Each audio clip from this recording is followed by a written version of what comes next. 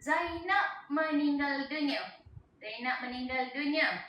Dia ada anak puang 2 orang. Anak puang, ni anak puang. Anak puang. Kemudian ibu bapa dia dah tak ada. Datuk nenek pun dah tak ada. Suami pun dah meninggal dunia dahulu. Meninggal seibu sebapa lelaki seorang. Untuk bahagian faraid ini begini jalan kerjanya. Anak perempuan. Saudara seibu sebapa lelaki. Ini akan dapat 2/3. Yang ini akan dapat asabah.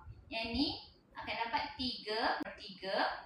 Yang ini 1/3 dan yang ini baki 1/3 juga. Okey. Ini adalah hukum faraid. Saya kena bagi kepada adik-beradik saya Syazwani. Ini adalah hukum faraid. Sebab itulah kita boleh buat perancangan. Ini sekiranya tak ada buat perancangan apa-apa. Bila tak ada buat perancangan apa-apa, maka inilah bahagian faraid yang harus dibahagikan, diterima oleh setiap ahli waris kalau tak ada perancangan. Contohnya lah dia kata, okey, saya nak bahagi akaun bank kepada anak perempuan. Yang ni saya nak bahagi 500,000 Syazwani. Yang ni pun saya nak bagi 500,000 Syazwani. Jadi, implikasinya ini adalah hibah ya. Hibah. Jadi implikasinya di sini tuan-tuan dan puan-puan. Bermakna 500,000 untuk anak yang pertama, 500,000 untuk anak yang kedua, jadi 1 juta. Sini dah tolak 1 juta. Bermakna untuk bahagian harta pusaka sekiranya Zainab ini meninggal, jadi 2 juta sahaja yang perlu dibahagikan ikut faraid. 2 juta bahagi dengan 3. Bermakna 6. Yang ni dapat 6. Yang ni pun sama, 6.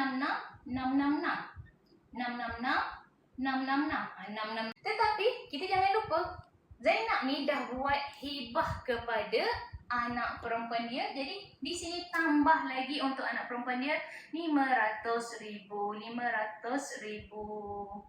Bermakna untuk anak perempuan dia akan dapat tambah 500,000 1.16.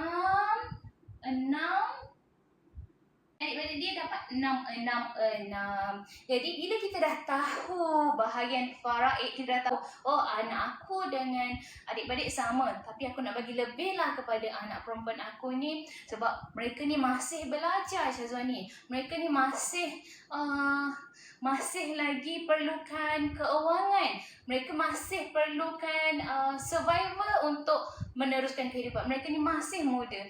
Adik-adik saya ni dah maintain, adik-adik saya ni dah ada keperluan yang mencukupi. Jadi saya tak menghalang dia dapat faraid, tetapi saya nak bagi lebih sikit kepada anak perempuan saya ini sebab saya tahu anak perempuan saya ini memerlukan. Jadi buatlah perancangan iaitu hibah. Kalau kita dah buat hibah anak perempuan kita ini, dia dah terkeluar daripada bahagian faraid.